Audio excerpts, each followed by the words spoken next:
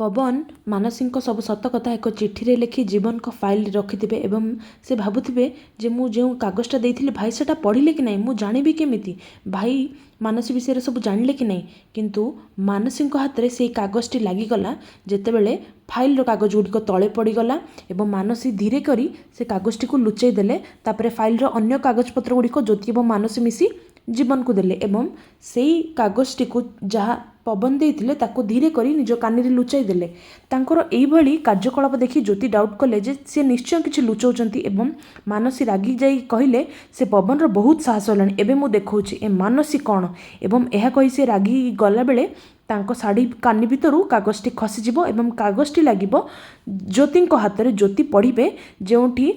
पवन सब कथा लिखिथिबे मानसी सत्यता विषय मानसी रागी करी तांको रूम रे पशिबे जहाँकि पवन रूम एवं पवन को शक्त चापुड़ा मारे कहे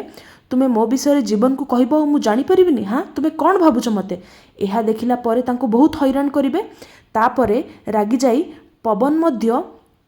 मानसी को एक शक्त चापुड़ा मारे एवं कहे पवन जे मते ये थापटी बहुत आगुरी मारिबार थिला तुम्हें एक स्त्री लोक बोली मु तुम मान रखिली किंतु तुम्हें सबु सीमा पार कर जाउछ बहुत भूल काम करिछ एबे तुम सत कथा मो परिवार रे समस्त को कहबी समस्त जानबे तुम कथा तुम्हें एबे किछि भी करि परिबनी तापरे मानसी हसी हसी कहबे अच्छा देखिबो मु कोन करि परिबी तमे मो सत कथा कहबो तमे मानसी कोन करि परिबे एबे।